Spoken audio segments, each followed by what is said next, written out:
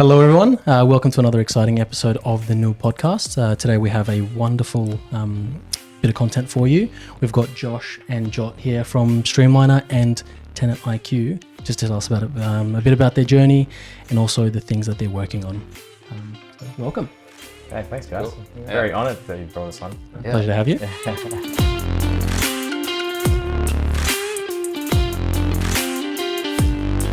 It's probably our first time doing an interview. We riff with each other all the time, on these particular topics. Good bit of practice, though. Yeah, definitely. So, just a little bit of background. Hey, I guess I always find interesting to answer that question. I'm like, wait, who am I? What do I stand for? All this stuff, right? Because it's before I started working, I studied engineering and finance, right? Combined two things, and thought I was gonna use finance to make money in the stock market and all that, right? Naive little take on the world, right? Then we were I started my internship at the engineering place you were at, and I was what can we actually do that's meaningful to someone else that we can actually provide as of some sort of value, right? The value word again gets thrown around a lot, but that's pretty much as simple as it gets, at least in my head. Someone who's willing to give you $1 and they'll be, at least in their mind, it's worth $2 or $1.10 or something, right? And that's how the journey of StreamLnr, which is a media design company now. We've actually kind of pivoted away from media to design and websites, right? Design purely for engineering companies, mostly, I'd say. Yeah.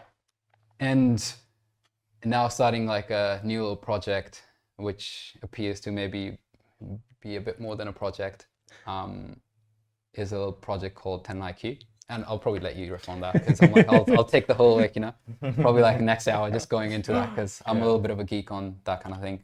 It's to do with the whole longevity space, but yeah. Yeah, essentially Joe and I met at uni. I was studying engineering. I was finishing off, I think we were about a year and a half apart. Finished off my engineering degree, got a job. He also got an internship in the same place. And then after that, we were just working together and we weren't doing much, but we were running the salsa club at Adelaide Uni, actually. We took over in 2019. I skipped over that, right? Yeah. That's the key aspect of the story. That was a spicy bit of content. Yeah. And I used to teach salsa at the salsa club, and I was I had to take over the committee, and Jot became one of my mates. I was like, yeah, man, let's do this together. And so there was there's a big committee, but there was only really 4 or 5 people in there that were doing a lot of the work. And Joe and I and Jimmy and Romenka, we scaled the club from 80 members in 2018 to 450. Oh, wow. Yeah. And we had a lot of cash in bank. We did he did the branding. I did the club management. The logo's still the same, right? I look at it and I cringe. I'm like, all the that banners is a are bad still logo. the same. So we did a really great job, kind of making that into a real thing. And the biggest class we had was 120 people. I had to invest into a mic for both teachers. So we did really well. And I thought, maybe we should do something with this outside and actually earn some cash and do a startup together. And so we did. So me, Jimmy, and Jot, Jimmy Tang, he's also a software dev. I think he works for Saab now. Anyway, so we kind of lost touch. As part of the next phase was us launching an on-campus, on-demand tutoring platform. So connecting students with tutors on campus. So if you had a problem with an assignment, you need to get it done within the next 2 days, put the job up. It's an Uber tutor. You'll have a post-grad to help you out. Yeah. You finish the assignment, hand it up. Yeah. That was essentially the idea. Anyway, we tried to build that together. Big mistakes happened. We put a team of 7 people together. Misaligned incentives. Without any dev work, without any product. No. All just marketing. Yeah. I managed to rope people in and kind of, apologies for my language, bullshit my way into kind of selling the dream, right? Yeah. And after a while, we're actually, we don't know what the hell we're doing. Yeah. And then everybody got jobs, and then we were all right, let's put it down. So, but we built a website and a web app, so that was good. Wow. Eventually happened, right? Eventually happened. And then we kind of took a break for a while, didn't do much, but we were working an engineering job together, systems engineers. And during that time, I was still doing salsa. I started filming at events with the phone. And then I got asked by a yoga studio owner to do some content for them. And she was like, how much do you charge? And I was like, what do you need? She was like, 2 videos, 5 minutes. And we were like, cool, $1,500. And then she was like, all right, send me the quote. You should see that like first invoice. We had like 15 items listed, right? Like we thought charged that was for the way iPad, bro. We were editing on an iPad at the we were time. like, you're like, okay, what is my source of information? We went to YouTube. How do you create an invoice for a video, right? Like literally, I'm not even joking. We watched 2 hours of a video, then like, all right, let's put together an invoice, and they had like 50 different laptops. Right? It's kind of, it's cool little invoice to look at. Like we didn't even have any of the equipment, no cameras, nothing. So, we registered the business. I called Joe. I was like, "Hey man, let's make this content agency together." And then we got the deposit 50%, and we used that to subsidize the cost of cameras. And then we went to a shoot. We'd never used cameras properly before. We both had gimbals, and we were like rocked up to this shoot. And we're like, "Oh yeah, this is what you got to do this, do that. Oh, you stand over there. The lighting's better, bro." We had no idea what we were doing. Yeah, it's like you look at the footage from the 2 cameras. It looks so different. It's white balance. I think that's like the true epitome of fake it till you make it. Yeah. But that's the best way to learn, I think. It's pretty much just, it gives you the fond memories. Yeah. And you sort of go, all right, do I want to spend 20 hours figuring out what I'm going to do? Or do I spend 15 minutes finding the job and then everything else will cover itself? And that's kind of how it's been since then, really. Like everything that has evolved, all the services that we offer now, has always been the first time we've done it. So based on whatever the user or the client needs, we go, yeah, we can do that. We say, yeah, we can. It's kind of like being a yes man. It's like a little phrase we use. We stole it from, I think, called Christo. He's like a huge designer on YouTube. It's like, anytime we've done something is the first time we've done it, right? We even say it to the clients now, because firstly, you're pretty scared of saying that. They're like, they're going to be like, okay, how much you want to charge me? It's the first time you're doing it, right? But you add like a next part to it is like, we've never dropped the ball in it. Like everything we've done so far, we've never dropped the ball. We've done it for the first time, but we've never dropped the ball. And then that just gives them confidence for, okay, these guys are not going to be that expensive, but whatever they charge, they're going to like come through with and delivering whatever they're promising. Or at the very least, like if they're not going to over deliver, they'll at least deliver what they're saying they're going to deliver. Right? Yeah, I think like having the conviction to sell permeates trust towards that person. They're like, oh, wow, these guys are very confident. All right, sure, I'll pay you money, whatever. And so that's what happened. Essentially, we just started doing videos, and then eventually people were like, oh, we need design work, we need a new brand or an uplift of the brand, we need some templates and stuff for the social media. And then we were like, yeah, we can do it. And then we hired a graphics designer. We now have like 3 graphics designers that we work with. Oh, wow. Amazing. Like contractors. We haven't employed anyone full time, but we do regular work with them. We've got a couple of web devs that we can rely on every now and then. And then we have we partnered with another social media business. We understand what's not the area of our expertise. Yeah, we were like, I think that's important once you start to outsource. reach like certain level, and you're actually working with professionals. You have to act like one. And like you know, it sounds pretty simple. You realize like the CEOs and stuff, they just want to get stuff done, and they're like, okay, tell me what it's gonna cost, but it needs to be done, right? Yeah, tell me what I'm gonna get. Tell me what it's gonna cost. Yeah, and that's it. And is there a profit in the end? Yeah, it's like, what is it going to do in the end? Exactly. Right? And that's what we found, I guess, with the videos. It didn't really, like, we'd make 1 or 2 videos that were like high quality, and it didn't really do anything for the business's bottom line. They go, oh, it's a pretty video, nice. There was one job that we did, Accenture actually, and it never got posted anywhere. I actually worked there, Nice. We were like, yes, we landed Accenture. He was the reason why it didn't get posted. That's actually such a funny story, because that was like Accenture wanted to come here and do like a boot camp.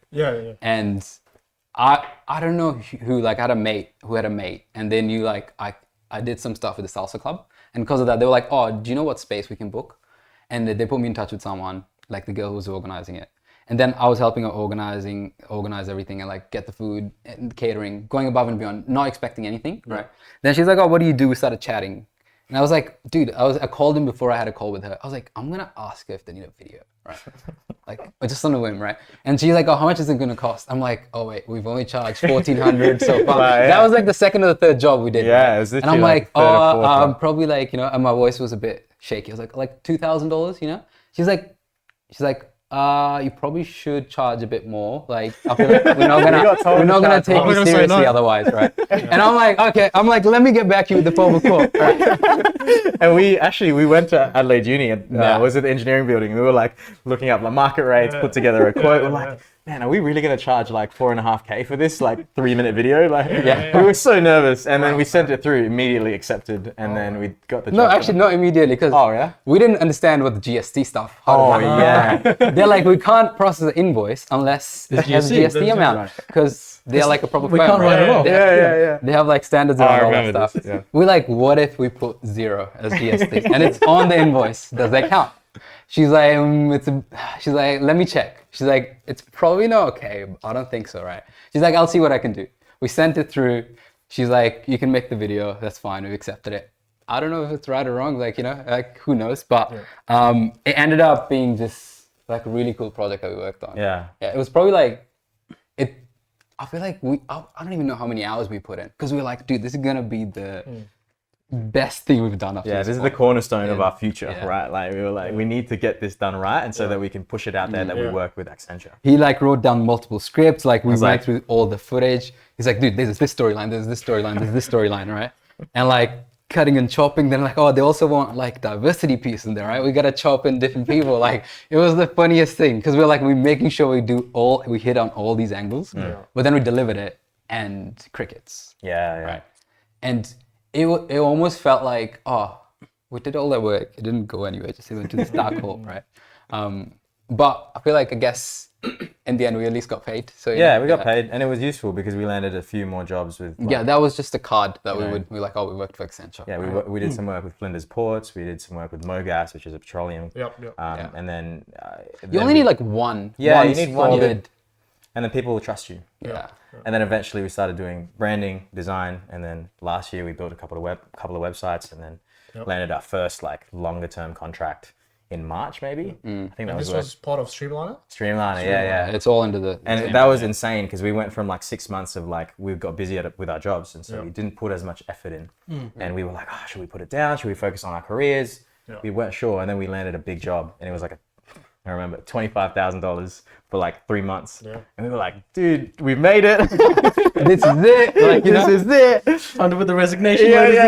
We got registered for GST, all this stuff. And that's that luck, not luck, but it's kind of the compounded interest of the effort that we've put in, just coming to fruition over time. And then that has continued on. So we've now since been working with 3 clients now on a longer term basis. And we're able to pay ourselves a decent amount of money to sustain. And actually, that's the reason why I quit my job, because by the end of the year, we'd landed a few more things that is able to sustain us until pretty much July now. Oh, wow. So and maybe past that point soon, but we just need to sign a couple. Until the dotted line is signed, it's like only 6 months, it's only until June. Are these mostly small to medium enterprises that you work with? Accenture is a very big firm. Clients. I think small to medium. But I think we're kind of just sticking to medium now, because it's almost, this is one thing we learned in the past years, like it takes the same amount of work to work on small or a medium one, right? So these guys are more flexible, and these guys, they understand, they value certain design aspects of a website, and even the branding a lot more, because they have the bandwidth too. Whereas like a small firm, they have so many other concerns. It's like, that's like, even though it will have such a long-term return on it, it's just when they don't see an immediate return, it's just hard for humans to kind of really care as much. Right? And that's also why we pivoted away from media, because we realized how many hours it takes to film, how much equipment you have to pack and charge before you go, and then pack afterwards as well. How many hours of editing time and storyboarding time it takes to charge for a $2,000 to $3,000 video. Whereas if we sell a $20,000 design contract to uplift their brand, it's a lot less effort for a lot more return. So like we found more leverage by working on design stuff, and we also found more leverage by working on medium-sized clients that had, 1, more willingness to pay, and 2, purchasing power as well, because the smaller ones are like, I don't know if I can deal with that extra $2,000, right? Like, whereas this is like, okay, cool. No worries. And the businesses are across all domains, right? It's not just like, for example, what sort of businesses do you work with at the moment, right? Is it mostly social media agencies? Is it like restaurants? Is it like a local pop and shop? The last couple of clients that we had last year that we worked heavily with, actually 3, is 2 consulting firms and 1 manufacturing and fabrication company. And then this year we have like an ESG company in Perth. Oh, wow. We have a big construction company in South Australia that's nationwide, but we can't say it yet because it's just gotten signed. No. But yeah. And then we have a couple of other contracts that are yet to be signed as well. But yeah, pretty much a lot of this, and this is the kind of tie back to us, our experience as engineers, is that we can speak the language and the lingo of engineers, and we can like talk to them and be able to translate their story in a marketing and branding fashion on their behalf. Because like we realize that our job is to turn utilitarians into aesthetic utilitarians. Like we make the classic engineering company that has an ugly logo and ugly assets and make them, beautify them in a sense, and have people resonate more with their story rather than their service. So yeah. Because stories are essentially like, you know, how we remember stuff. Like most of the stuff I remember has some sort of multiple threads tied to it, and then it connects to something else, right? And that's why like those companies need that at that certain point as well. I feel like now we're starting to see certain specific companies that have been doing well, but now they're like at a point where they can use branding. Like we've been actually like on a little bit of a hunt in the sense, like on LinkedIn as well. Like, oh dude, have you seen this company? They've like have these many employees. They've like gone from here to here. That's interesting, right? Like that's someone interesting to go after. I think the biggest case study that we can talk about is Mindtech Engineering. So they're a local South Australian manufacturing and fabrication company. And they went from literally, I think 9 years ago, having under 5 employees to now over 300. And they're turning over 90 million a year. And when we landed, and they've acquired 3 other businesses since we started working with them in March last year. And we realized like this is the client profile that we want to, because even the CEO, engineering background, aerospace, and then like a PhD in mathematics, and we just get each other, you know. What I mean? It's like utilitarians, right? Yeah. Like I feel like we have that little. I think that's the edge. That's we have that disease almost of like, if it doesn't have utility, why are we doing it? Like, right? pretty like, doesn't matter. Like it's almost like we've started pointing out to each other, like, dude, okay, we're doing this. It looks nice, but what is it doing to the bottom line, anyways? Right? Because it becomes so hard when I'm working on something. Like I'm so attached to it. My ego's also so attached to it. I'm like, dude, this looks pretty, right? Like this is gonna do this. Whereas like it's so easy to sit on the sideline and critique, right? And it's easier when it's 2-3 people critiquing each other. It's just like, you know, the Spider-Man meme, just pointing at each other, right? So that's what it kind of feels like sometimes. And when something's a little bit of your baby and someone like comes and like attacks you, like, oh, it hurts the ego. But in the end, it's better for everyone, right? For the bottom line. So that's kind of what we try to apply, and those are the type of people we like working with. But yeah, that's been probably the best part of that business. It's like learning that about ourselves and then failing to apply that in the beginning, then slowly learning to apply it, and still failing sometimes now to apply it. It's this like funny little sine wave kind of pattern there. It's like you apply it, then you think you've learned the lesson. I'm gonna keep applying it, right? But as soon as the distance between the lesson learned increases, you start to forget the lesson. And I've been playing with the idea with him because I'm like, it happens every time in life as well, not just that particular business thing. Every time there's a lesson learned, an event will happen, for example, most of the time, right? You learn a lesson, but then as soon as the delta increases between the time that you learned the lesson and now when you need to make like a new decision, that lesson becomes faded and like less actionable. Like maybe that's a better word, right? And then you make the same mistake, and then you see patterns in other people and yourself, right? Actually, one of the things that we've both been doing in the last few years that has really helped us have this kind of recall function and reinforcement of the things we've learned is actually journaling, and also doing our weekly syncs to talk about learnings, is because like you come across this decision, you learn so much in making it, and then the next one you come to, you're like, oh, I'm confused again. So I always read like all my old stuff. Like I'll read the stuff that are written from Noel, for example, like, you know, the things he says, one of them is like, usually the hard decision is the right one.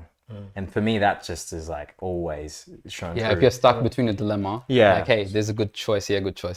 It's like the harder one is usually the right one. It's because that's where you learn the most and you're most uncomfortable. The second one is like, if it's not obvious, then it's a no. If it's murky. But you know what's funny though, like that frame is helpful, but like when it's your personal life decision, right? It's still like, it's so like you make a decision. You're like, okay, let me apply that frame. Made a decision. You walk out of the door and you're like, you know? Did I make the right decision? Yeah. And it's easier said than done, for sure. And I think like for sure, like but I guess that is life, right? It's like at the end of the day, you have to play and live with that decision. And I think it's I love this story because that's why I remember this lesson. Is like, I think, do you guys know Douglas Murray or Christopher Hitchens at all? Christopher Hitchens. I think I felt Okay. yeah. But like, okay, these are two guys, for example, like, well, for the purpose of the story, right? Douglas Murray and Christopher Hitchens was like sitting in like an old school bar. Christopher Hitchens is this like old school guy with a very rugged voice, and he was drinking whiskey, right? And Douglas was telling him about, by the way, you guys should listen to these guys. Amazing people, all right? And Douglas was asking him, and he's such a like intellectual, and he was like riffing on like, dude, this is not going right, but like I did this, I don't know which decision I should make, right? I'm gonna regret this. And like Hitchens, like I think he sips his whiskey, and Chris Williamson actually tells the story, right? That's how I know about the story. And he tells Douglas Murray, he's like, Douglas, in life we must choose our regrets, right? No matter what, you're gonna have regrets. And like, I feel like that's on top of like Noel's thing.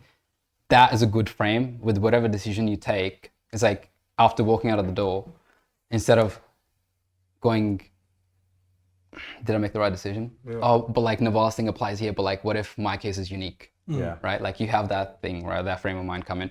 That really helps me. It's like, no matter what decision you make, there's gonna be some level of regret. You just have to choose what regret you can live with, instead of I'm not gonna have regrets, because that's like a very common wisdom piece that gets thrown out, right? Like I don't want to have regrets. Like we used to say that actually. Yeah. I think we used to say that when we started the business. I mean, at least I remember me saying it, and that kind of changed my frame on it. I'm like, oh, actually, I'm gonna have regrets either way, right? Yeah. What's the better regret to remember?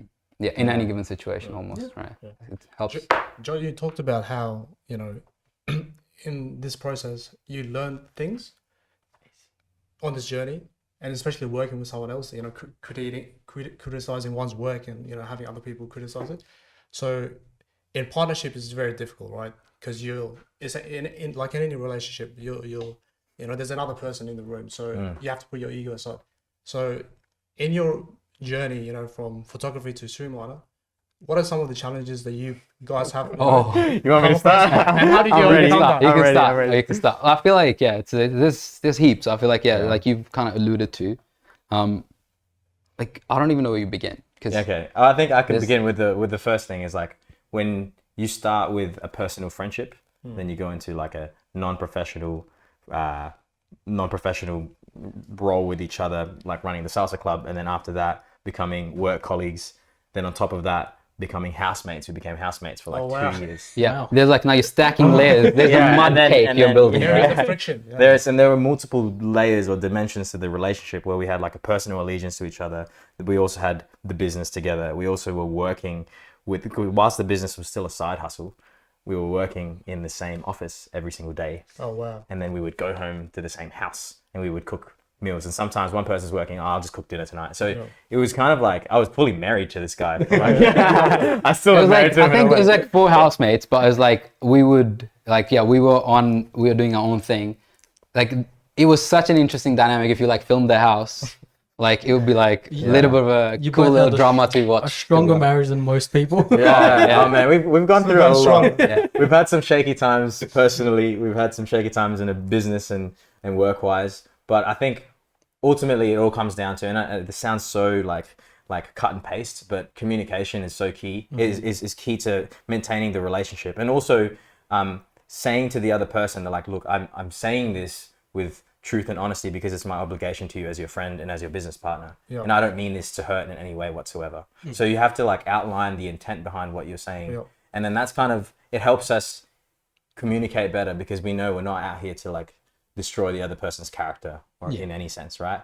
And so we've had a few tussles here and there, and we still do. I think ideologically, like we have differing ideas and philosophies on certain things, but I guess that is the value of pretty much that relationship, right? Like if you guys are the exact same people, it's almost like what is the point of you guys partnering up in some sense? What is the value, right? Because like even like you so far you would have probably noticed like there's a theme here, right? He's better at storytelling, and so I'm like the person who's like a little bit more logical in the sense that, or like the builder side. I'm like, I'll geek over stuff a lot more, for example, right? And I'm like, I care about the details a lot more, right? And I'm learning that from him. And I like the highlights. I think the interesting part, like I've kind of observed also, is like he used to be the way more optimistic version, and I used to be the more cynic / pessimistic. And Way different, like we And- were on opposite ends. and like I think last year, don't know what happened. It switched. Yeah. Right. And now that was fascinating. Oh my whoa, I'm the optimistic one. Watch out. Right. Like it's you're almost a contrarian to your own personality. You're like, what is even happening? Right? Yeah.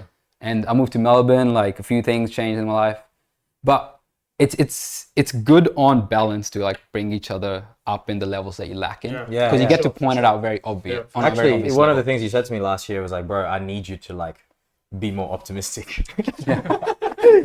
And I think that what happened was like I was coming to the tail end of my job and I was like feeling this sense of imposter syndrome. It's like the burden and the pressure of being successful after the fact was just weighing on my shoulders, and I became so cynical of my own ability to get things done or to be successful after that I was almost just very down on myself in a sense. I'm like, and usually harsh, probably. harsh, yeah, I guess. And but then I was like, no, I need to assume that we're going to be successful. I need to assume that this is going to work. Otherwise, what's going to drive you? You know what I mean? Yeah. If you don't think it's going to work, then man, it's going to be a hard time motivating yourself to do the things that you need to do to get there. Yeah, for sure. Chris Williamson, I think, has like a kind of like an idea around it, right? That this reminded me of. It's like literal truths and figurative falsehoods, right? So the thing you're talking about here is like, oh, we're gonna make it, right? Is it literally true? Like if you look at the maths and probability and all that stuff, right? It's like, maybe, right? It's a big maybe. It's a question mark, right? But it's not helpful to think it's a maybe, right? So it's like, you know, like sometimes in a meeting, like I was talking to actually my sister this morning about this. Like sometimes like you're in a work meeting, someone will drop some piece of information. It's a truth, it's a fact, but it does not apply to the context of the problem you're trying to solve, right? And it's like, cool piece of information, but let's put it aside, right? And I think that idea needs a bit more airtime in some sense, because it's like there's a lot of facts, truths we throw out, right? Like in the sense, dude, no, but the truth is, like free will is another thing that we can argue all day, right? Like if you watch like a debate between Sam Harris and other people on that, it's so fascinating. But what is actually helpful to me that I have agency in my decisions in my life, or there is no free will, everything's deterministic, and you can make an argument for that side and how you can still live a good life and all that, but I don't know. I find more joy in thinking that I have control over my life and my decision than where I will be tomorrow, right? Yeah. So yeah, I like that framing even on top of that, right? Yeah. Because something could be literally true, and even the flip of that, something could be figuratively false, but like, you know, it might be the truth. True. Right? Yeah. So I mean, going back to the question, we've had our challenges and we've learned a lot, and I think that's the main thing that I've learned in how to deal with Jot is like, and How to deal vice with versa, that. and vice versa. Is like we both have different perspectives on life, Yeah. and even when we argue about things like ideas or the path or decision forward, we always acknowledge that we can take any frame that we want on this thing. Like you can choose this frame to look at it from, you can choose this frame to look at it from, and it's always going to be different to each other. And like acknowledging that we have different frames, different perspectives, different backgrounds is always going to be there. But even like, I guess 2 years ago, we had a big thing happen, I think personally. And I told him like, man, I'd rather mend our personal relationship and keep that than lose our business. Yeah. So that then lose the friendship, right? I'd rather lose the business than lose our friendship. Yeah. And I think that shows the care that you have for what's the most important thing. Yeah. And then once we repaired our personal relationship, then we became more productive in the business. And I think you going to Melbourne was also a really good thing. Oh yeah, yeah. Because I feel like if you spend way too much time with the other person, you're just sick of each other. it's like even in a relationship, you know, those people. I mean, if it works for like people out there, man, It works, yeah. you know. But it's like people who spend so much time with each other, and they still find a lot of things. Like you can find a lot of things in common, a lot of things to talk about. But I feel like when you go away and come back, I find that kind of relationship's the most productive. Yeah. Right? Because it's like you get together something, new data point, and you're like, dude, I learned this thing. How cool is this? Right? Yeah. And you can share it, I think it's in Khalil Gibran's book, The Prophet. He talks about, there's a great quote. It's like, you know, love, but also let them do their own thing, and then come together. So which goes to your point, and not always being like joined at the hips together. Giving them some agency to do, to conquer out something in the world for themselves, and then you can come back and you can support them. In fact, right, as opposed to being joined at the hips and just doing everything together. So I think that's it is a fantastic point there. Yeah, it was probably the healthiest thing I think that happened was him moving out and us being able to experience. Like we still had this, like if our lives were two circles, like a Venn diagram, the nexus of that is like the business and the common mission that we have with regards to our future. But then all the other stuff on the outside is like we have our own personal lives, our own hobbies. Exactly. Like I do jujitsu now and he's like learning surfing and running. And so we both kind of live different lives in different places. Yeah. And that's amazing because we bring two different complementary perspectives going forward. So no, that's pretty good. Yeah. And the other thing I like about it is that in any relationships, right, when you're talking about some of the conflicts that you've had, it's never personal. It's always in the best interest, like you said, in the friendship, in terms of the business, but it's never personal. And I think that's a really, really important thing. Yeah, man. I don't know. I think, what's funny? Like what I noticed is like you actually start to, when it's not personal, you start to like, it's in the greater good, right? But then the resentment piece, if you let it build, then it goes all personal. That's the interesting part, right? Because like the resentment is such a like interesting little thing in life. Yeah. That once it starts to build, now you just find reasons to like build that mountain bigger and bigger and bigger against that person, right? But I feel like it's the person, for example, that's recommending the thing, for example, a particular design, right? And it's maybe something that you don't agree upon, right?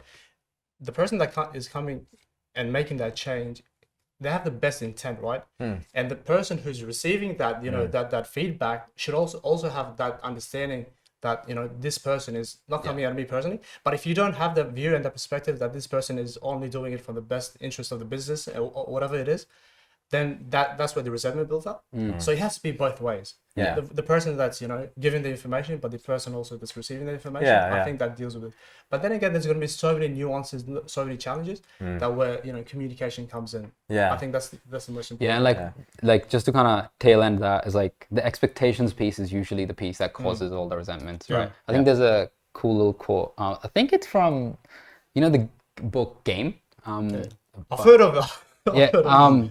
What was it by? I think it's like the whole stand-up, not stand-up, like, I don't know who the author is, but there's a quote, it's like, unspoken expectations are premeditated resentments, right? And that was very sticky. You know how Tim Ferriss says good shit sticks? So it's like, it was so sticky because I'm like, man, that is so damn true. Like, so most conflict arises from misaligned expectations of each other. Or like unspoken ones as well. And unspoken ones. Because then I feel like that's my side more because like I tend to expect certain things without speaking. Like I've learned that by myself, right? And that will create this little unspoken thing, and like the other person doesn't even know. It's the tension just building up over time. And then to the other person who sort of just feels like it's come out of nowhere.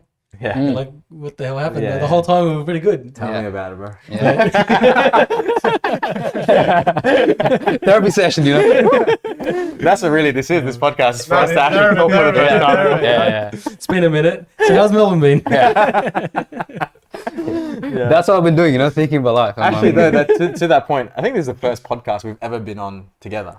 Oh, wow. Yeah. I mean, I've been on one other podcast, but and then we've had our own, but like we're actually... Just join. Yeah. Wanted to have both of you here. The other thing you mentioned was that there's literal truths, there's facts, and there's so many distractions. And coming back to StreamLnr, I think it was Steve Jobs. I'm maybe you've seen the video on how he talks about the world is so messy, and the importance of marketing is all about values and telling people and your customers who you are essentially.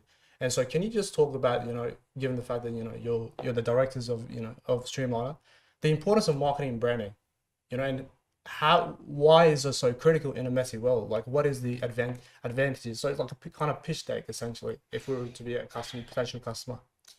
I think the importance, so like, I kind of want to differentiate the two, right? Like branding is like, is outlining and defining a company's identity, right?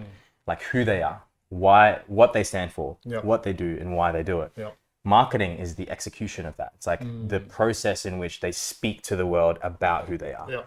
And like, I feel like it's probably just one little thing on top of the branding side is like the colors, the design.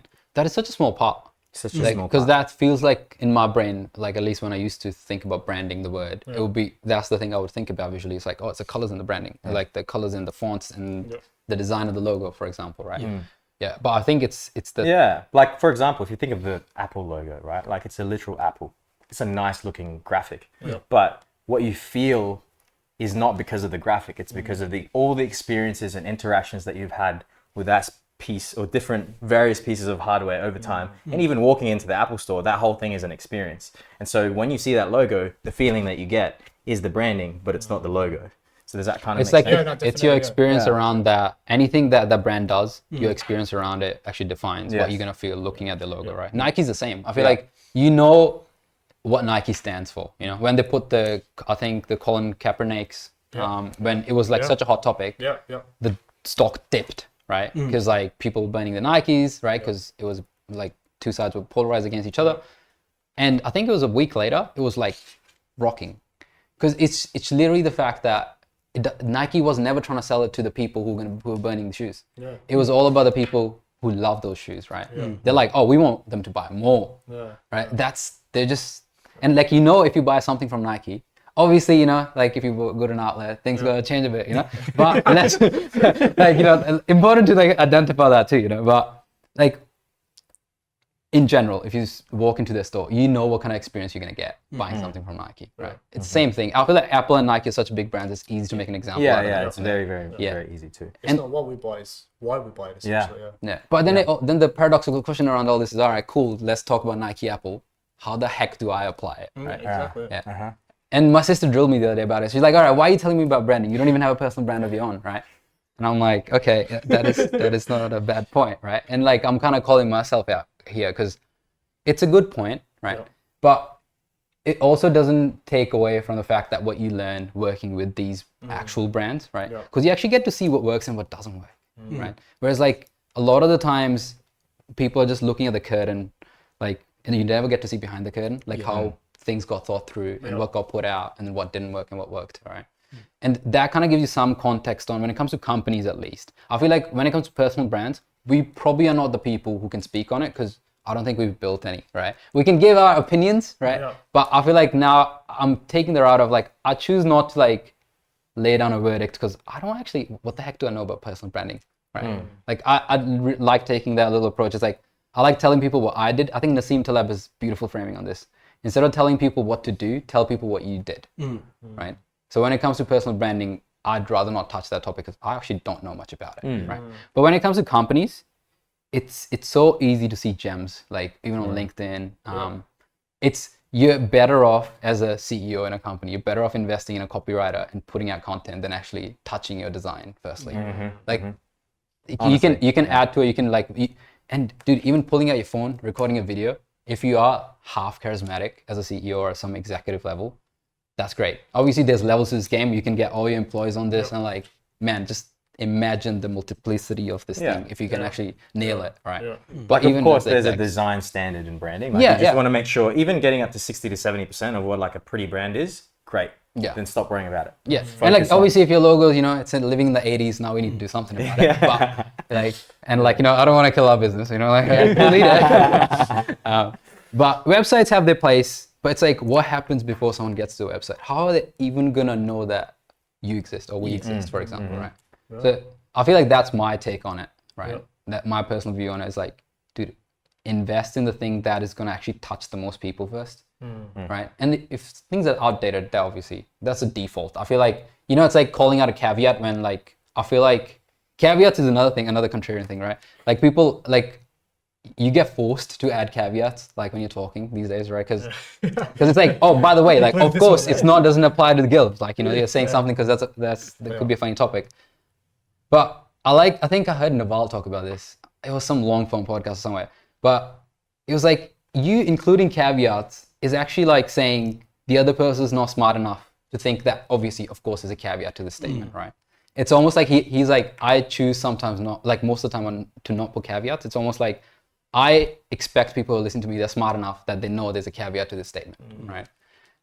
But yeah, like we can go digress down that path. No, I Like, agree with let's that stick into though, the as well. marketing thing. And to that point, it actually makes the other person feel valued in the conversation. Because if you say something with if you say something concisely and with assertiveness, even if you don't talk about all the little holes and gaps in that statement, if they point out one of the holes and gaps, then you can riff on that, and then it's a constant. There's a conversation. There's a conversation, and all of a sudden the person feels like they're contributing to the conversation, and they feel heard. And so, like, just to add to that, tie the bow, is like that's a very good point, I think. Yeah. You guys have all. Okay, so you guys have established StreamLnr, and now you're embarking on another quest. You're establishing another business, I hear, and so can you please talk about that? Yeah, like that one, I feel like that one's pretty close to my heart and yours as well. Yeah. For like multiplicity of reasons, right? But I feel like for me, like the main one is like my grandma/grandpa. Like I've recently spent more and more time with them. Yeah. Before my grandma passed away, like late last year, right? The things that I started to notice was like they didn't have any like neurodegenerative decline, right, in their last few years, right? They didn't have any heart problems, which are quite typical, right? Not even cancer. For them, like what I realized all the things ended up being was like lack of mobility, right? And that created all these downstream effects of slowly neurodegeneration, right? Then also like metabolic health started to deteriorate, right? Then I'm seeing similar patterns in my grandpa now, because it's kind of a similar, it happens like almost, it's such a consistency with humans, right? Like knees, like, because I was like, oh, let me pinpoint, let me see if I'm not no doctor, right? But from with my bro science, like if I look at it, right? Like what is actually like, what are the big levers that if they pulled them, they would have those last years being a lot more joyful, right? Not to extend their lifespan, like, but just the quality of their life in those last few years, right? And there's a mobility angle to it. There's like literally your heart health, metabolic health, all these angles to it. But to me, it was just, they did everything in their power to have the quality of life that they could, right? And I feel like it's my responsibility with the given tech, knowledge, and education out there, like I do the same.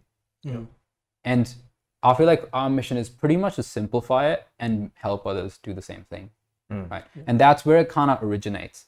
Whereas like what it's going to look like in its end form, that's still, I feel like we both go back and forth on that, right? We definitely have like an ideal state in mind, but exactly what it looks like, it's obviously going to evolve. It's like a little baby. It's going to decide how it wants to grow up, right? Yeah, I think to kind of summarize where it started from, like we were living together at the time. Maybe it was 2022. And this is something that's interesting from anyone listening, is that as business owners, we always talk about business ideas and we have this list.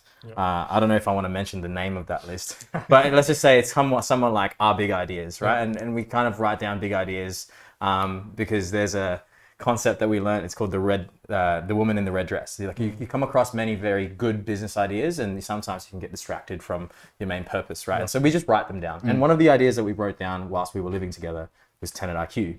And it wasn't named that at the time, but the idea was essentially, how do we determine all of the behavioral and lifestyle levers that then decrease quite significantly our risk against chronic illnesses that allow us to live well for the longest time. So longevity isn't just how long you live, like lifespan, it's your health span, which is how the quality of your life optimized over the longest period of time. And you kind of want to square that curve, right? You want to be 100% quality of life and you need to die within 5 years. You don't want to be hitting 40 and then your knees are aching, your hips are bad, like knee replacement. Then all of a sudden you got metabolic issues, you got heart health, you got high plaque buildup with cholesterol, all of that, and you have a slow death and decline till you're dead. Probably that's 70, typically 80. the arc of a human life. Yeah. Right? That's what typically would happen. And like actually, like this is, I feel like teeth are very interesting ones, right? Like your quality of life goes down significantly when you can only eat stuff that's soft, when you can't bite, right? That's another interesting one, because like I feel like that one probably doesn't get enough airtime, but I noticed that, like they actually stopped enjoying a lot of things that they used to enjoy. Like I remember like I'm using them as an example because it's easy for me to kind of visualize and put into perspective, but like the fruits that they enjoyed, can't eat apples. Like you have to cut them, chop them like really tiny, right? And like when you're living with family, what they'll do, we'll get them kiwis, something soft, right?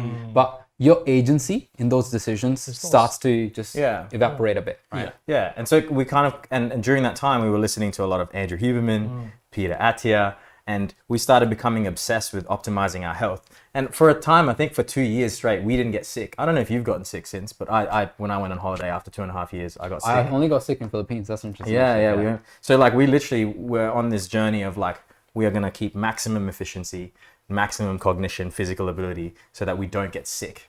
So because we work a lot of hours in our engineering jobs and also running a business, we were like, all right, let's get maximum efficiency, not get sick at all, and also it'll increase our longevity in the future. So we started That's doing like kind of pulling it back from like the end goal of like, you know, quality of life. If you pull it back today, like, you're trying to optimize for this, like, you know, quality of life in your 70, 80 years, right? That's a very fair question to ask. But what repercussion does it have today, right? That's a very good and valid reason to think about it. Like, if you get sick a lot, and again, we are no medical professionals, and like, there's no guarantee on any of this stuff, right? But if you can decrease just like the amount of times you get sick in a year, I think that's pretty significant to be, because like, you know, the Naval quote, a sick man only wants one thing, which is to be better, right? So it's like every time you're sick, I always think about it. I'm like, I wish I could that do stuff quote is today. so pretty, isn't it? Yeah. Right? Because and when I got sick in Philippines, like after I think it was 2.5 years, like I had a fever for like 2 days.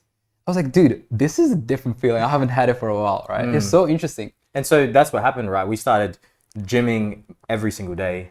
Got up in the morning. We would walk after our meals.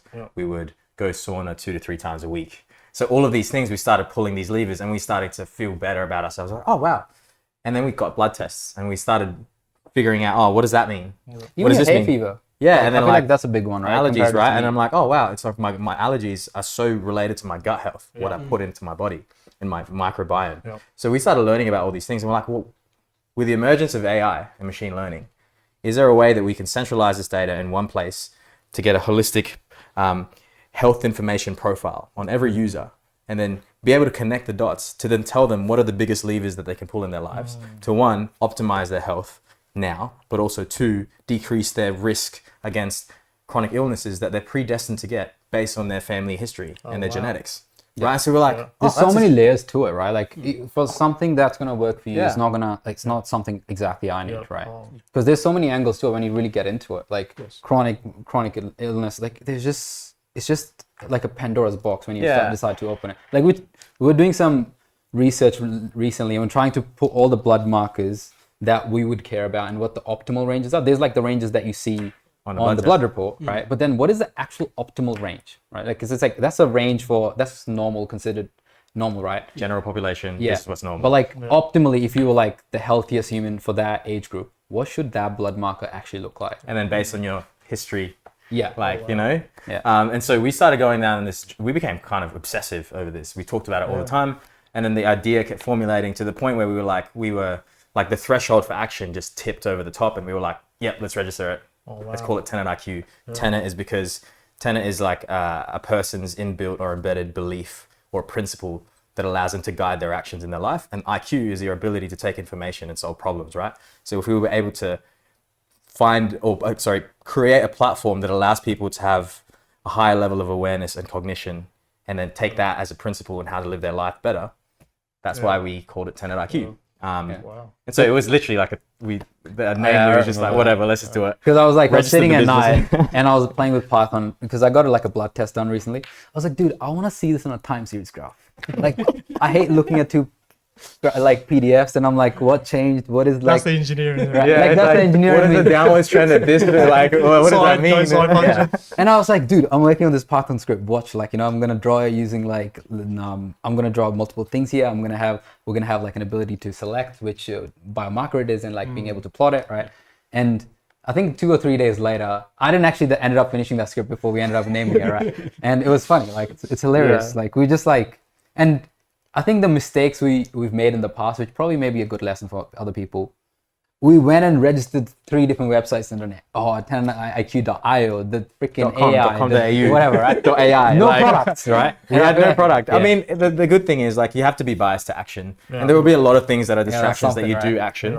But as long as you're progressing forward, and so that's what happened. And like, he's the builder, I'm the seller. That's always kind of been the way this is, even though we're both engineers. So I started bouncing the idea off everyone that I was talking to, and it started like in my head getting legs because people were showing interest to the point where I told my employer, I was like, this is the thing that I would quit my job for. And within 6 months, I did. Oh wow. And they actually said that like they would want a piece of the pie, and they said, we'll get you and Jot, and we'll pay your salaries for like 1 to 2 days a week to work on this. And we were like, we kind of want to go out on our own, you know what I mean? So that's what happened. We made it official. Like Ray Dalio has this thing, right? Like it has to be a tasty adventure, right? And in order for it to be like tasty, it needs to be very like there needs to be a level of risk. Yeah. Otherwise, if it's arbitraged in a way like, if things go wrong, they're the ones paying us. We have pay. We'll just work on a different project, right? All these things, they take away your agency in some sense, because they bring accountability in, but they take away the little pieces of your agency, right? And that goes without saying. Like, I love my previous bosses. They're still my mentors to this day, and I will rely on them for help going forward. But I just don't know them, so like, all right. And we did have a couple meetings with Jot involved as well. They're good people. But it was good to show that, like, oh wow, they of course believe in us, but they also believe in the idea enough to say, hey, here's some money to go and do it.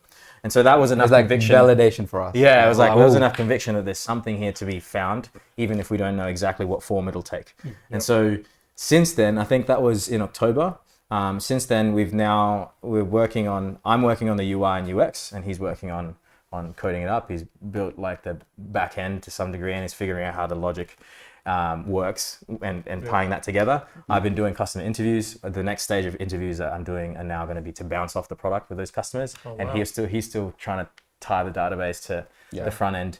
And I think there's that level of, not even level of, there's just like there's a huge big poster in my mind is of imposter syndrome, right? Imposter it's like, every day. Bro, I'm like, man, I don't know what I'm doing. I'm like, dude, I don't know how to solve this. Like, how the heck is this script meant to take this and do this, right? Like, because I talked my way into a software role like a year ago, right? And that ended up paying some fruits now, because I'm like, actually it makes sense where I would put this infrastructure, where I would run this, right? Where would the backend sit, da-da-da. But when it comes to talking to someone else about how I'm building it, I'm like, probably not building it right, let's be honest. But guess what? But the funny part is, it doesn't matter, does it? Because it's like, as long as the thing does one or two things, right? And it validates the fact that there is some problem it's solving for like these amount of people. Because Peter Thiel has a thing, right? It's like, if you're going after a big market in the beginning, it's usually a mistake. Yes, right? 100%. So just kind of. So what we're currently doing is, because we diverged and we're like, wow, health is just a massive thing to tackle, and you have to try to converge rather than diverge, particularly now. And so we were like, let's just solve this problem for ourselves. And so that's what we're doing. That's the frame. Every day, that's the frame. We're like creating a platform that allows us to store and centralize information that sucks out the biomarker results, presents the reference ranges against the optimal range, tells you what's wrong, tells you what you could do to improve, then also allows you to put it on a graph and then toggle between like the differences. For example, if we can integrate the Whoop or the Garmin's or the Apple. When we'd get to do that, you can see like the different things. Like, I was like exercising a whole lot more, I was sleeping a whole lot better, and that improved these two biomarkers over time. That allows someone the ability to visualize and go, that made a huge difference. Let me keep doing that. And so that's what we're currently trying to solve for. And it goes back to like, I guess the first question as to why we're doing it. Both of us have had like personal family things that have happened. I think I mentioned before the podcast that during COVID, quite a few family members died. And quite a few of them were, if they had better immune systems and better health, they would have survived a virus like COVID. Like they're pre-diabetic or diabetic, severely obese, bad respiratory health, bad cardiovascular health. And when a virus like COVID comes, it just wipes them out. And so because of those life events, it became like a supercharge of like, I need to do this for me. And then also, during that time where we were realizing this, your grandma was going through stuff, my mum's got some health issues. And so we're looking at their biomarkers and doing it for them at the same time. And so we're not just kind of doing this as like, we want to build like $1 billion startup. No, it's like, it matters even in the present moment in time to solve that problem. Yeah. And the frame is, I think that frame is so useful. It's like, will I use it? Because I feel like for me, like that day when I started, I was like, I'm writing this Python script to like just have a time series graph. That in itself solves a problem because I want to see trends. I actually want to like see like, for example, testosterone, what direction is it heading in, for example, right? Like most men don't need to worry until I think it's after 35, right? But there's a lot of young guys, like we've had people in our friend group that they got a test and it was low. And you're like, whoa. And Why? bro, this guy's jacked and you're like, how, right? And I feel like leaving that aside, it's just like your heart health, your like liver health, your like metabolic health. Like being able to see patterns in it, for me at least, again, that's like such a small part of the user base, I'd say.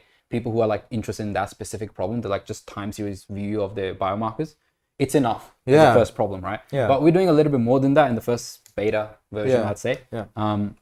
But yeah, it's exciting when like you put like you've been struggling on something, you're like, okay, I'll pick the right stack. I'm pretty confident, right? Like start building, and like you keep making mistakes, and then something doesn't work, and like 2 days later you'll finally get it. And like, I'm actually an idiot. Like that was so simple, right? And then it works. You're like, oh, this is like literally the feeling you keep chasing. Yeah.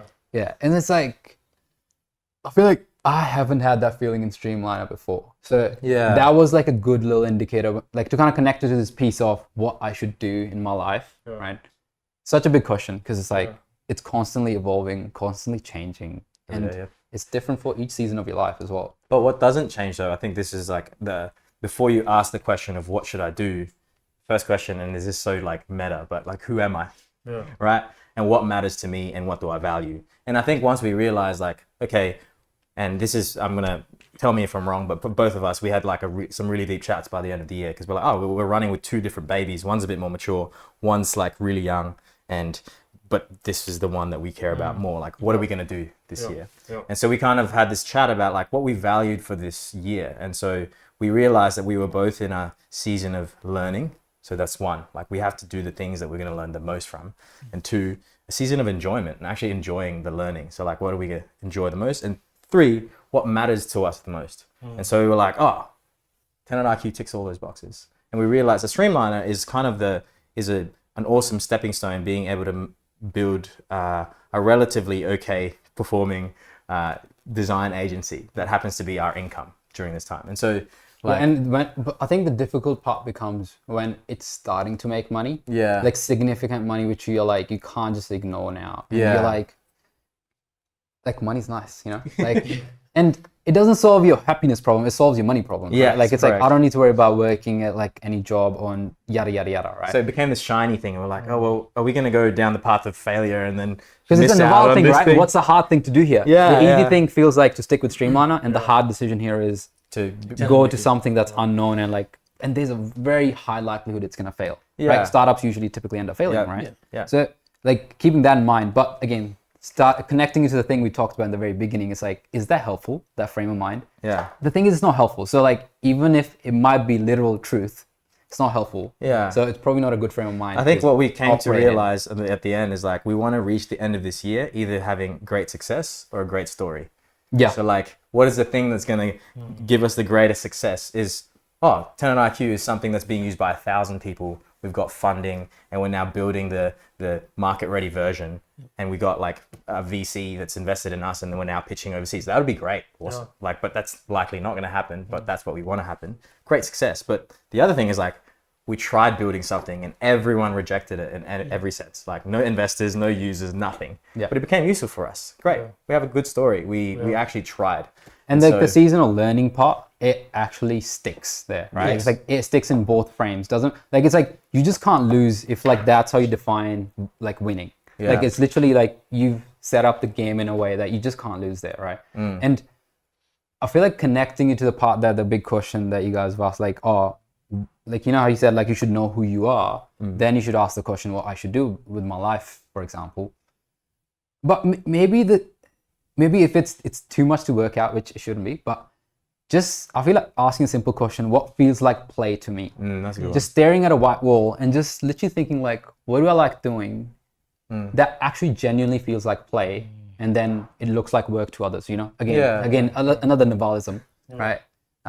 Sucker for Noel, obviously. But it's like, it's so true, man. When it's like, literally, if you sit down and stare at a white wall, most of your problems can be resolved that way. Like your resentment. Or you can go into this spiral of doom. Don't listen to the guy on the internet, you know what I mean? Tactically, that's a really good question to ask. It's like, what do I enjoy doing? How do I get good at doing that? Then how can I like serve others doing so? And then in the act of serving others, money is just a consequence, right? Exactly. Yeah. And so that's funny. I just kind of like outlined Ikigai in a sense. I don't know if you've heard of the Japanese philosophy of Ikigai, finding a purpose, right? It's like, find something you like doing, find something that you're good at, find something that can serve others and the things that make you money. the nexus of those things is the purpose. And that's a really hard exercise because you have to sit with yourself and actually ask yourself these questions. And if you can't think of anything, start an agency. Yeah, start an agency. But like, think about it. Like, how many people out of COVID started a podcast, started a business? Because it was the first time people slowed down and sat with themselves for long enough to realize, oh, maybe I'm not doing the thing I'm meant to be doing. What should I actually do?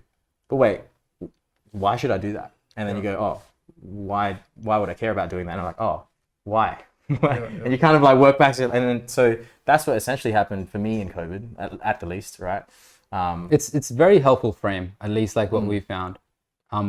Just like, it's a cliche, but like asking the double why, you can go down to the literal truth of why you believe in something, or you can like lie to yourself all the way. That's quite possible too, right? But like, it's actually my belief that like, if you literally sit with yourself for a long enough time, you will figure out most of the solutions to your problems, because most of the wisdom, you already have it. Like, there's nothing anyone can tell you that's new, that's like this epiphany. I don't believe in epiphanies anymore. That's another one, right? Because it's like, epiphanies don't really happen, because it's always a gradual change of this behavior, then the change of how you think, then the change of the people that you're around. And like, sometimes that change of the people around you, it happens a lot quicker, because like your growth velocity might be a lot quicker than the people around you. Because sometimes your friends, they're on their own journey, so it takes a lot longer for them to like even think about these things, right? Yeah. Some people are already in their relationships, they're like, and they're quite happy, good on them, right? But I feel like a lot of people will go through that later in their life. Like Benjamin Franklin, I think, has this saying, it's like, most people die at 25 and they just wait to be buried until 75. It's useful. I feel like you can break it down, attack it, but it's useful frame to at least be like, I actually don't want to do that. I want to bring it down to like more like how, like, you know, we're talking a lot about like the philosophy around this, but like, what does this actually mean on a day-to-day basis? And I'm not gonna lie, every single day, like, my mood is up and down. Like, I am like, what are we doing? Like, is this even gonna succeed? And literally the angst of your own incompetency or sense of incompetency and inadequacy always gets to you.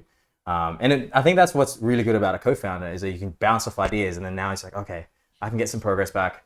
I'm feeling like I know what I'm doing like today. The days you are feeling this, it's like the opposite. It's each other on. by some law of the nature, at least I found, it's always the opposite. Like, it's not on the same days that you guys are on this pessimistic, cynical take. And that's helpful. I feel like having a co-founder is helpful in that context. Yeah, and maybe if you're not someone who's building a business and you're just trying to figure out what to do with your life, and I know my friends have done this before as well, it's like, find your most trusted 3 to 5 friends and ask them, like, do you think what I'm doing in my life is the right thing for me to be doing? And also, what do you think I'm good at? And like, just sit and let them talk.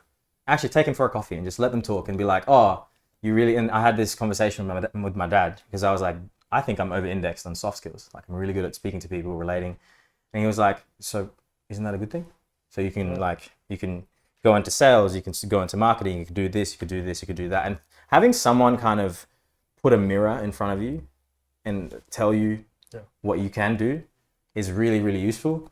And then having that dialogue ongoing with someone that you can trust will help you find who you are and maybe what your purpose is in life. And so that's, Or just start working out, you know? Find some or maybe go through a breakup, I don't know. Oh, those two. No, but here's the second one. The best. Yeah, I'm telling you right now. There is some actual madness in there. Yeah. It's the greatest, what is it? Like, It's the greatest. the greatest catalyst for change is like pain, man. Like, your action threshold goes through the roof. Yeah. Like, most boys will come up with their best physique after a breakup, right? And like, they'll probably start a business after the breakup too. Right? It's not just the time. It's like this like, oh, dude, I need to do something. Do I slowly put my hand up? But no, I all think guilty of it. Right. it happens to everybody. But I think it distracts you from being your worst critic.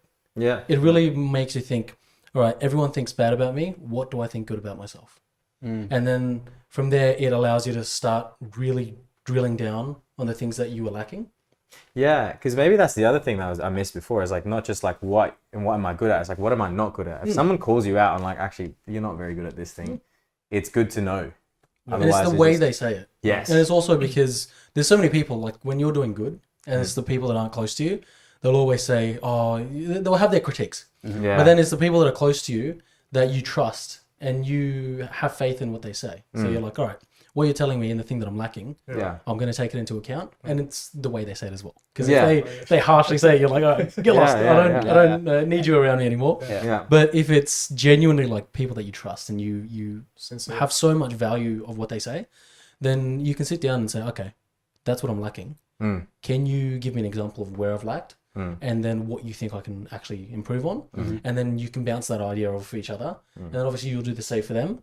And then it just constantly just builds and builds. And then that's where it goes back to having business partners is, I think, and what you both explain is having that beautiful synergy of you're both not going to be down at the exact same time. I think that's it's a diamond in the rough sort of situation. I don't think a lot of people can come into that. So it is. Yes. it's a wonderful synergy when it does happen, being able to be the opposite of each other, but then also having that opportunity to, when you are being the critique of yourself and you know, putting yourself down, having somebody that can say, and like, you know, like being your own worst critique, like it gets bashed, and for a good reason, right? But I feel like maybe like the definition of self-love is holding yourself to the highest possible standard, right? That's another take on it, which can get unhealthy after a certain level, right? Because you're going to keep moving the goalpost, right? And you have to stop moving the goalpost at some point. But maybe like good rule of thumb is like in your 20s, you get to keep pushing that goalpost, because otherwise like you don't have any relativity. Like, you know, like that thing, the Jordan Peterson thing's like, you should compare to yourself who you were yesterday kind of thing, right? Like, unless you move the goalpost, you don't get to do that. to compare to, right? Yeah. And it's helpful. I feel like things that are actually practical and helpful, the practical wisdom side of things, is that it's like, that is genuinely helpful. Just like comparing yourself to yourself, but at the same time being like, dude, nah, I should be able to do this. You know? And getting one or two, you only need one or two mates that are kind of like that. Maybe one will do, but like if you got two, you're in a beautiful place. Yeah. I think for my life, I think with Jot, with regards to me being my own critique, I will say like the things that I'm feeling like insecure about. Like, man, I just don't even think I have any skills. And he will be like, yeah, maybe that's true, right? He'll actually be like, yeah, maybe that's true. But like, why don't you use TenetIQ as a way to get better at that? Yeah. He said that to me recently, actually. And so you kind of need that friend to also be the realist. And maybe you need the friend to be the encourager, and then you need a friend to kind of look up to. Yep. And like, these are the people in your life that will help inform you of what you should do with your time. That's a useful frame, right? Like people who do that, those people you should keep very close to you, right? Because like I've had people, like when you do like a few hard things in a row for a few days, people will be like, dude, you did that. Like, man, like that would have been rough, right? And then there's certain people who come up to you being like, oh, that was hard, but I think I know you can do more. Like, you'll be fine, right? Yeah. And like, let's go work out. Like, I've had a mate like who's like, oh, so you're not coming in? Like, surely you can still work out. You're fine, right? And it's like, it's just this flip of, oh, I'm tired. Then the guy's like, oh, you're fine. Like, Come here. You still can work out. And you're like, yeah, I probably can. You walk in and you're like, I'm just in my own head. yeah, because like, it's a 1 rep maxes, for example. That's such a good example, because people think my 1 rep max is this, but usually like you don't actually push yourself 10 out of 10. Very rarely people do, right? So that's the same situation in like when you think your capacity is this much and you've already hit it. But the thing is, your capacity keeps increasing as you keep doing more reps. Yeah. Right? 100%. It's so useful. That frame is so useful. I don't know if I read it somewhere. It was like your 20s are the perfect time to figure out what your capacity is and what your max threshold is, because you don't have responsibilities of a family. You don't have responsibilities of some people may end up getting into a relationship really early, but it's that perfect time because you've got the energy, you've got the drive, you've got the tenacity, and you don't have the responsibilities to just keep pushing your threshold and see, okay, what is my max rep? Yeah. And then when you hit your 30s, you're like, all right, I know I can hit it. I just got to keep back here. And I'm going to be 7 out of 10, 8 out of 10. Like, I got to keep my back intact. Exactly. Because I want to come back tomorrow. When the mate calls, I got to be there.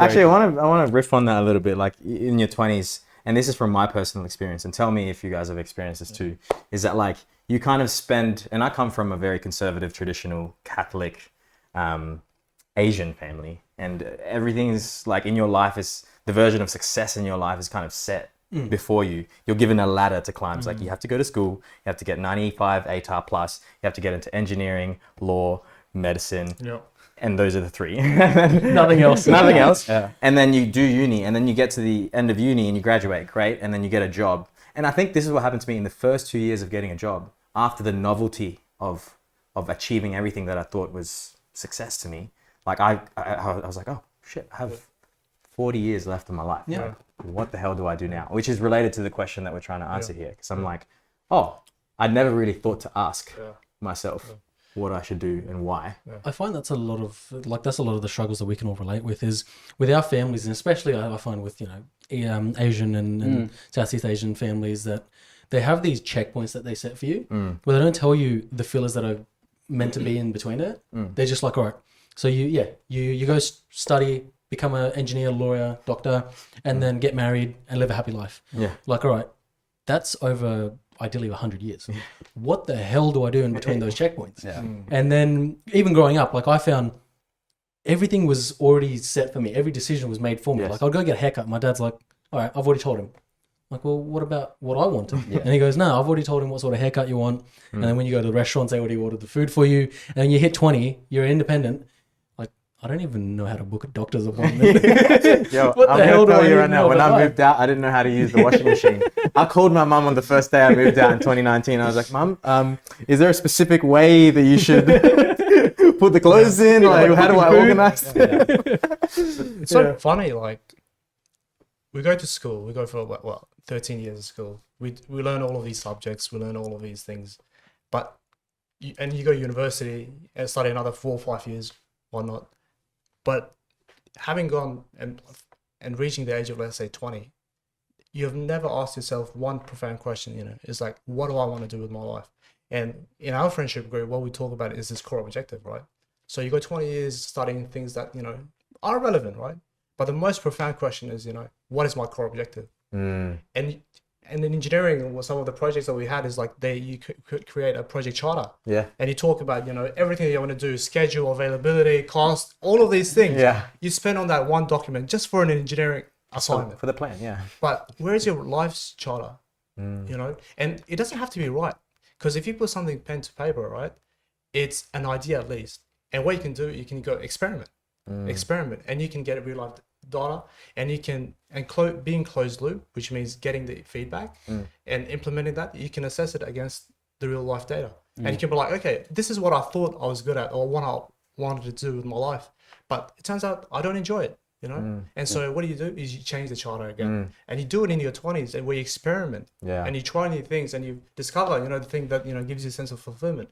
But it's funny to me how like we go so long in our lives without a life charter, what I want to do, or at least what I think I want to do. Have you done your own document, by the way? I have. Yeah, amazing. Yeah. But it's very brief, but it's again easier said than done. But because I come from a family, where there are certain things that you have to follow, Yes, of course. And so it's very hard to, break out of that. Yes. But I've certainly written things down and experimented with that. And I think even now I have had, and finishing graduating, I have a more agency to do experiment than what I think I had when I was at university and tied out with those responsibilities. Yeah. But I think all of us should have that life charter and sit down, like you were talking about. Sit down, reflect, come up with the best hypothetical charter for yourself, for your life charter, and just. Can I ask what your core objective is?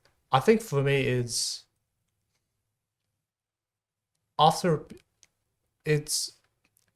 being financially free is very important to me.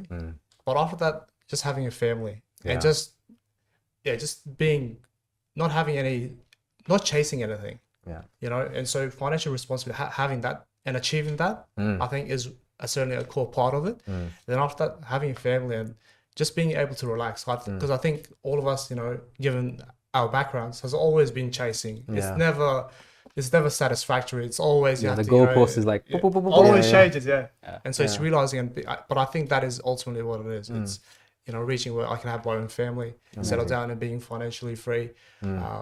So I think that's my Yeah. main core And objective. I think I just- Nema did say at one stage it's 2 streets away from the beachfront, and then having his That's good. 3-bedroom house, 2-story. Dude, honestly, Four story, man. 4-story. Okay, man. That's a lot of fleeting though. I'm just saying, He wanted the penthouse, though, the top, See, he wants a little bit of sea salt to hit the panels. Yeah. Definitely. Corrosion. That's amazing though. Like, actually, my dad made me do this exercise, and he was like, "Dude, write down your 20-year vision. Like, literally in excruciating detail, what a day would be like as a 45-year-old. Yeah.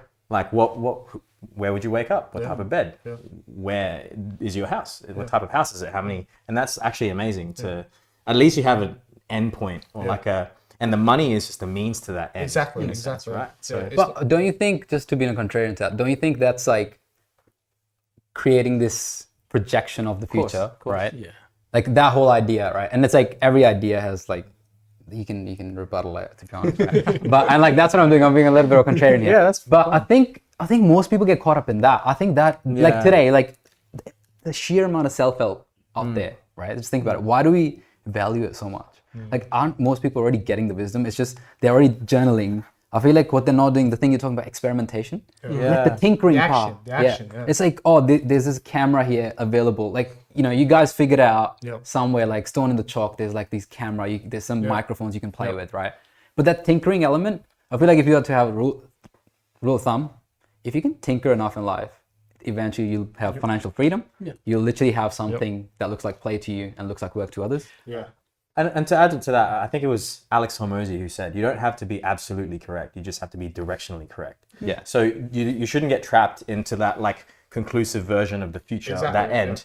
But you just have to know kind of what it just looks a guide. like It's just a as a guide, guide. yeah. And then you just kind of play along the way Exactly, to yeah. walk towards it. Yeah. So Another question I wanted to ask was, you know, it's super inspiring with TenetIQ. I think, you know, preventative healthcare is very profound. It's, you know, and that, what was the quote? It was an ounce of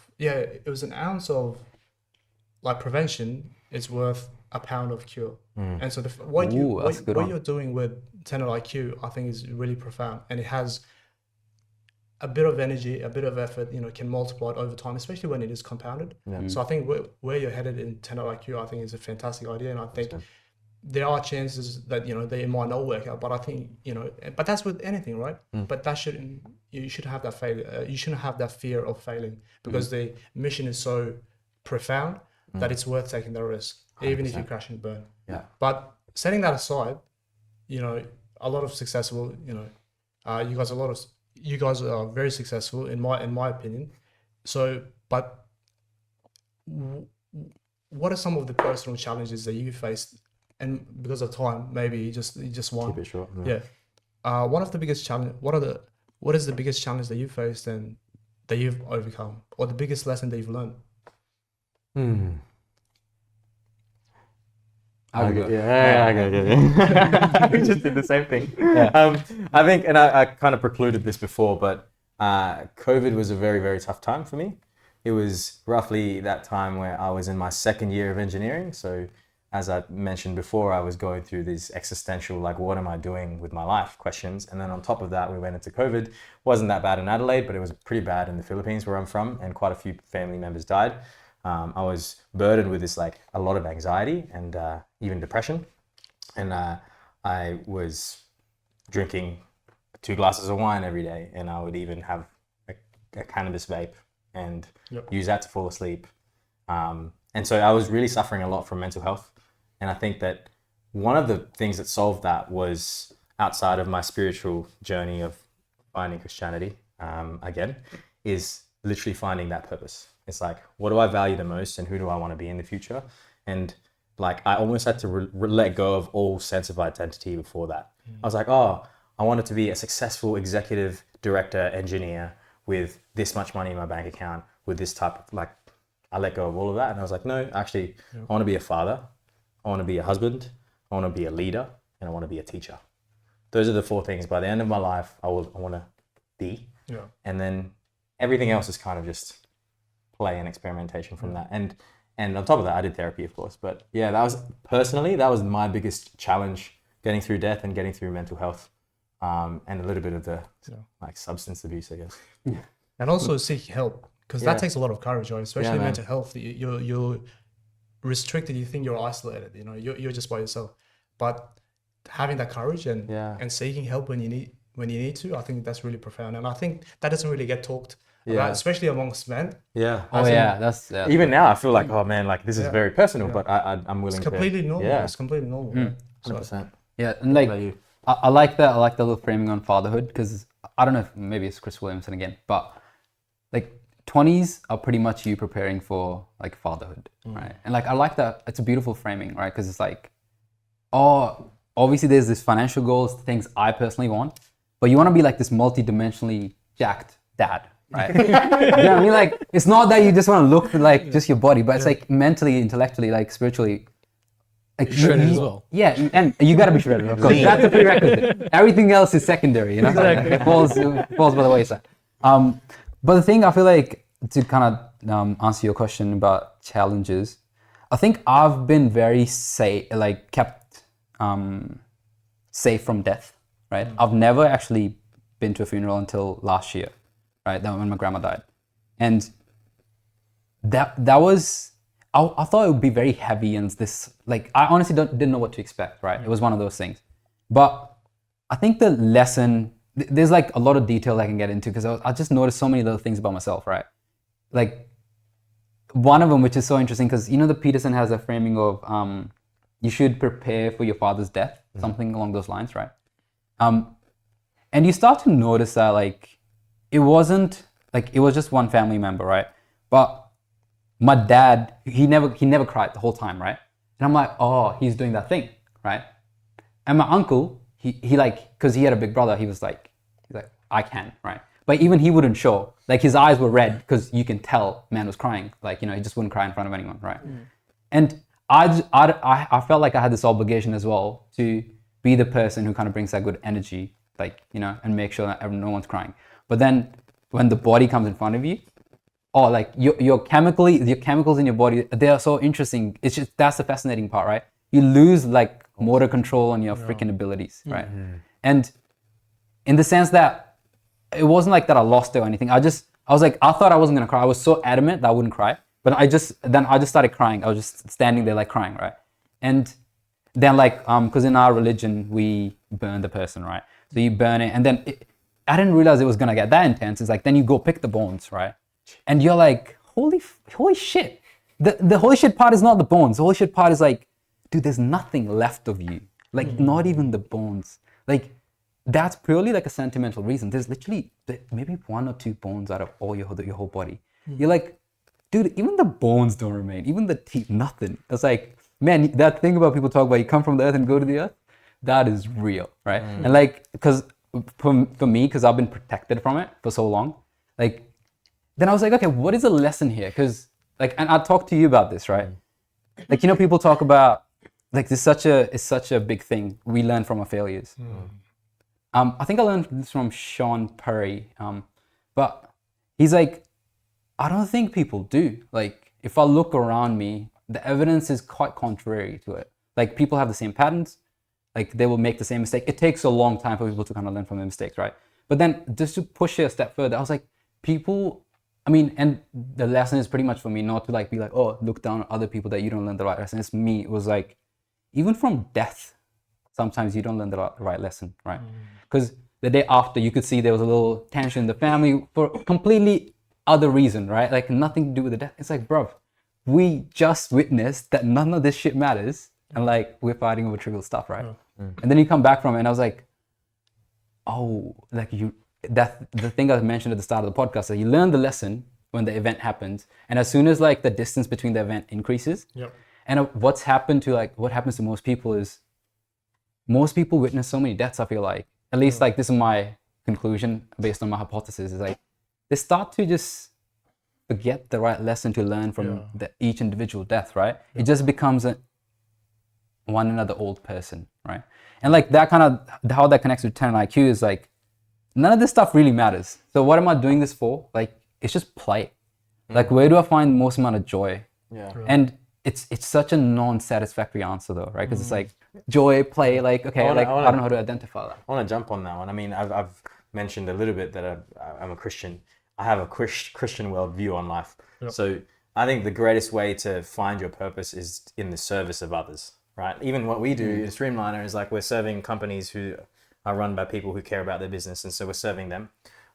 TenetIQ is for me like the way that we can do the hardest thing possible that has the most meaningful impact to as many people that we can reach. Yeah. That is like the reason why we're doing it. Yeah. Wow, that's really profound. Yeah. Thank you guys. Sweet. Thank you for being here. Appreciate it, Good man. shit. Bro, it always gets deep, bro. You know? Always gets deep, man. You gotta end it on a deep But note. that's how you connect, man. Yeah.